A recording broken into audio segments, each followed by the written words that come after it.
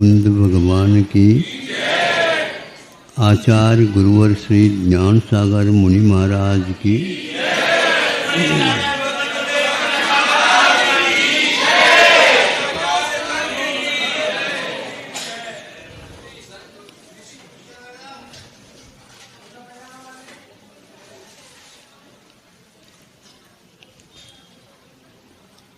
जंगल में सभी प्रकार के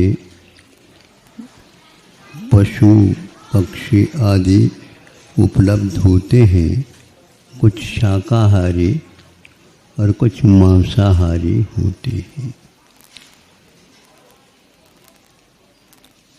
मांसाहारी जो होते हैं वे प्राय करके इसी तलाश में रहते हैं कि उन्हें योग्य राशन मिले। ऐसा ही जंगल का एक स्थान जहाँ से एक तरफ से दूसरी तरफ जंगल में जो बियावान है जाना था। थोड़ी सी जो चाल अपने बढ़ा करके उसी बीच में उसको देख करके दूसरे पशु ने हिंस्र पशु तो आज तो ये बहुत ही अच्छा हो गया, स्वयं ही वह हमारी ओर आ रहा है। और वह सिंह जो कि जानवर होते हुए भी तिर्यंचों का वन का वह राजा माना जाता।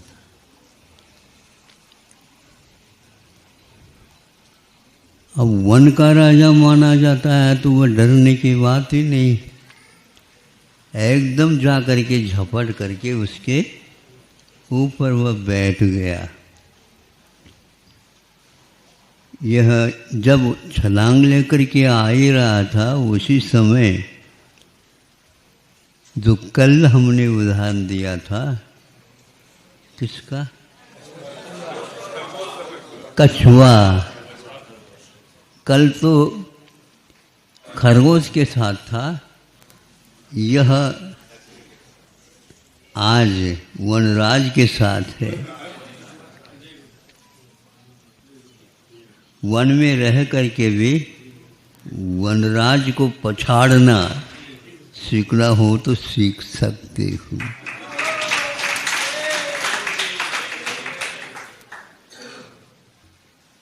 तो वह जो ही झपट करके उसके ऊपर बैठ गया त्यों ही उसने अपने आप को इस ढंग से बना लिया कि सिंह उसको मैं किस तरफ से इसको लेऊं खा लूं। देख रहा है, हम सोच रहे हैं कि वनराज परिक्रमा लगा रहा।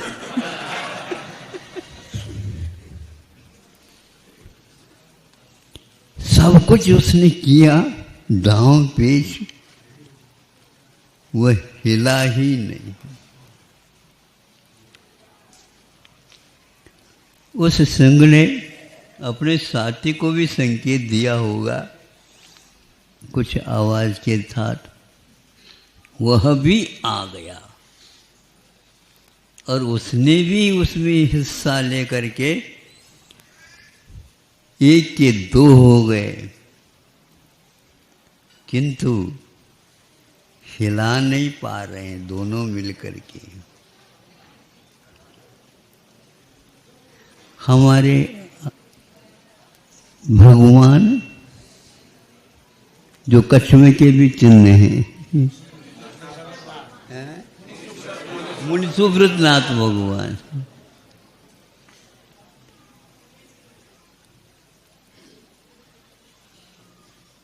तो सब कुछ करके थक गए।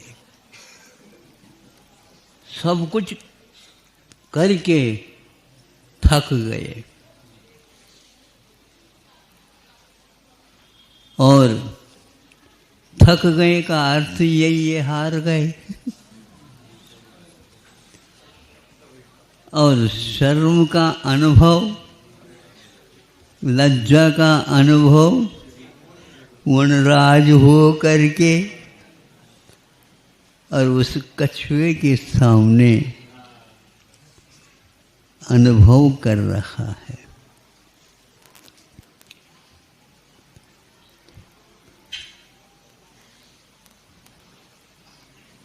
जैसे चक्रवर्ती को हार होने के कारण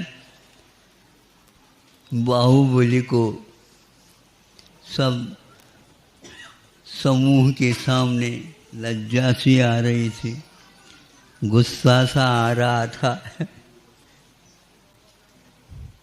और मान के कारण टूटा जा रहा था, और वो भी अपने ही भ्राता के सामने ये सब कुछ हो रहा है।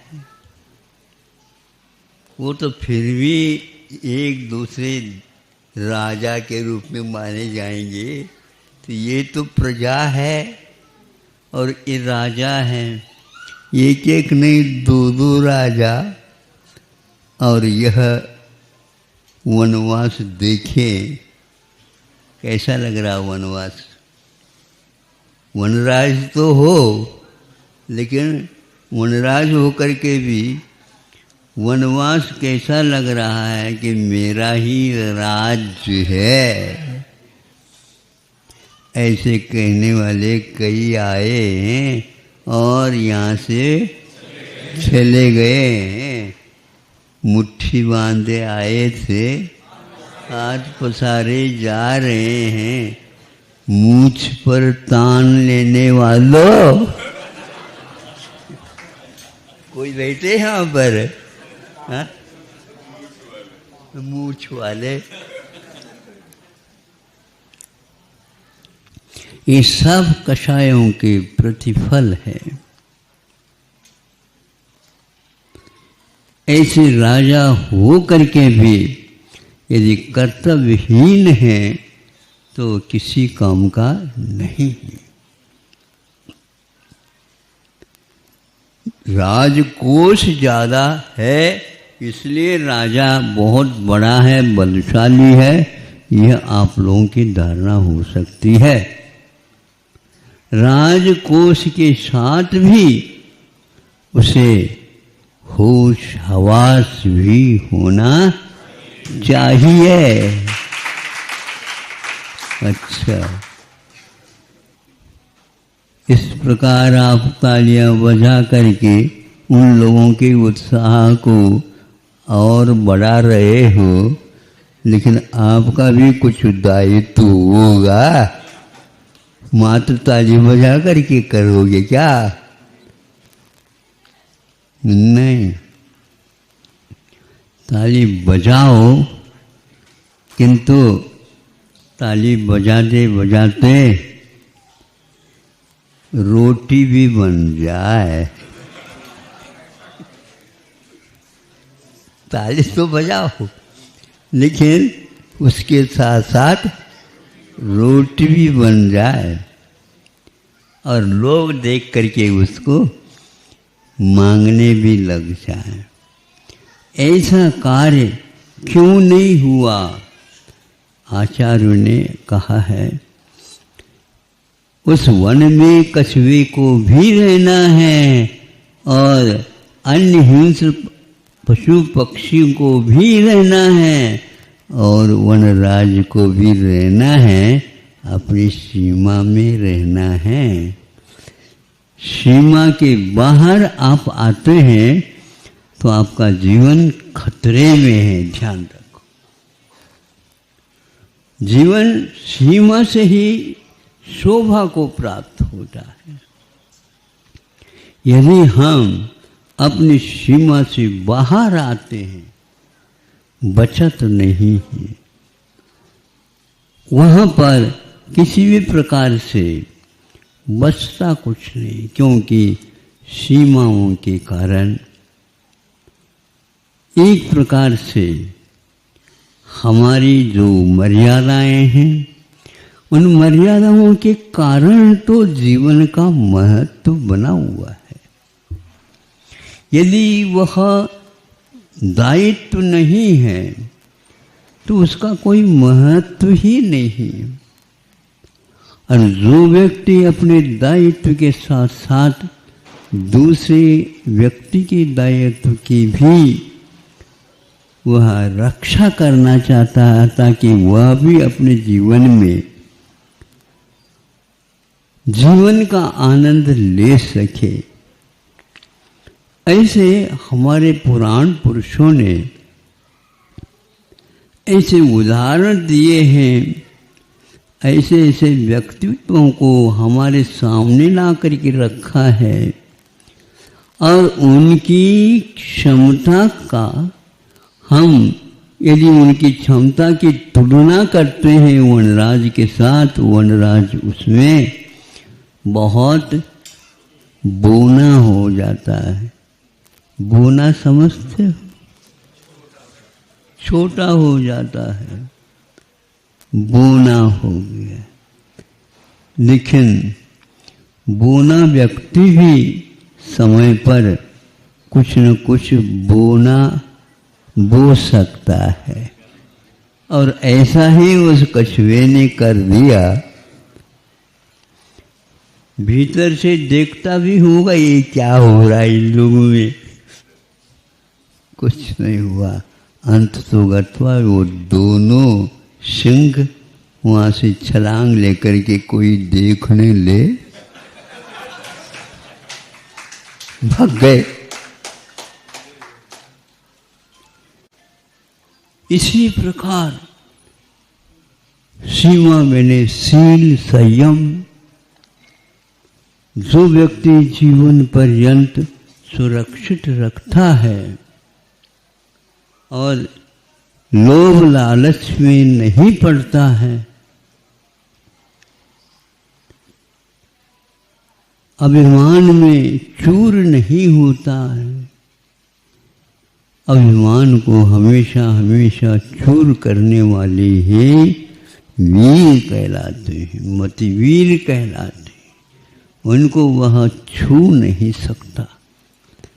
वन को संभालने की क्षमता रखते हुए भी कायिक शरीर के द्वारा कर लिया, किंतु उसके लिए कुछ और भी कमी रखी गई है, जो सामने वाले की रक्षा उसके माध्यम से होती है।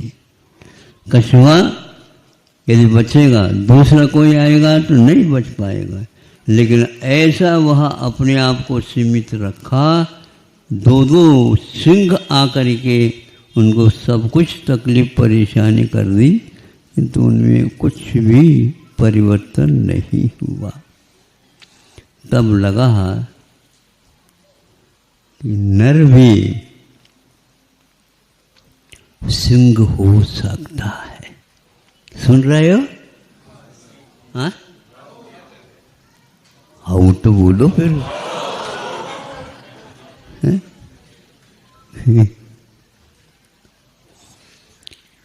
ऐसे लगता है कि आप लोग सब चुनाव की चपेट में हैं। हम हाओ कह दे, कुछ गड़बड़ न हो जाए। सब लोग बजाएंगे, फिर बाद में हम बजाएंगे। लेकिन नंबर जो जिनका बजाने का बाद में आया, उसके लिए बाद में बुलाया जाएगा। फिर उस समय क्या करोगे बताओ? लेकिन उस कछुए ने किसी के लिए भी बुलवा नहीं भेजा और सबके सामने सड़क के ऊपर यूं ही दो चले गए सिंह, त्यों ही एक मोटर गाड़ी आ गई। अब तुम भी आओ, तुम तो विदेशी है, तुम्हारा हार निश्चित है। वह ऊपर आकर के खड़ा हो गया, उसकी भार को भी उस कछुए ने सहन कर लिया और हिला भी नहीं, डुला भी नहीं। अनुमान ही नहीं लगाया जा सकता है कि ऐसा भी संभव है। संभव इसी को बोलते हैं तो होने की संभावना रखता है। अवसर समय पर ये सब कुछ घटित हो जाते हैं। इन दो के माध्यम से हमने मतलब एक लेख पढ़ा था, उसी में ये दो शेर रखे गए और ये भी रखे गए। ये बहुत अच्छा है, हमारा 15 मिनट का काम हो जाएगा। 15 मिनट का ही काम नहीं कि आप इसको देख करके सोच सकते हैं कि हमारे पास कौन सी शक्ति विद्यमान है। शील, संयम, मर्यादाओं का पालन करने वाले के पास कितनी संपदा इकट्ठा हो जाती है, वह खाता खाता भी पूर्ण नहीं खा पाता और यहाँ से ऊपर जाएगा वहाँ पर भी और कुछ ही नहीं, पहले से ही सेवा चाकरी खड़ी है। वहाँ के बाद भी यहाँ पर पुनः आना है, बचा कुछ नहीं, बहुत है अभी अपार। और वह महा विभूतियाँ यहाँ पर मनुष्यों के बीच में रह करके इस प्रकार के अपने आत्मा के शक्ति वैभव को दूसरे के सामने दिखाते हुए अपने जीवन को व्यतीत करते हैं। ऐसे महापुरुषों को हम हमेशा हमेशा याद रखें और उनके माध्यम से हम प्रेरणा लें और उस प्रेरणा से उन्हीं जैसे बनने का हमें वह स्वप्न आ जाएगा, क्यों नहीं आएगा। हमारे पास भी एक क्षमता विद्यमान है। यह कछुए को याद है, नहीं तो बहुत जल्दी वह भग जाए, भगते ही उसको मार देंगे वो लोग। लेकिन वह ये इनको पहले भगा दो, फिर बाद में अपने को चलना ही है, हमें भगना नहीं। हमारे पास ये कवच है और इसका काम बहुत और हैं। ऐसे उदाहरण इसी कछुए को लेकर के हम और दे सकते हैं, लेकिन आज तो इतना ही पर्याप्त है। अहिंसा परमो धर्म।